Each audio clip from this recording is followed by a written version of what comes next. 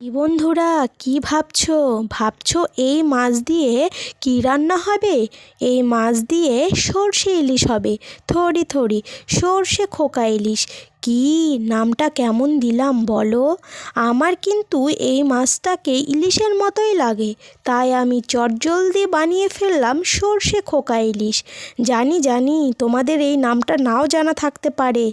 এই মাছটাকে অনেকেই ভিন্ন ভিন্ন নামে ডেকে থাকে, কিন্তু আমি চিনি খোকা ইলিশ নামে। এই রান্নাটা করতে সময় লাগে মাত্র 15 মিনিট।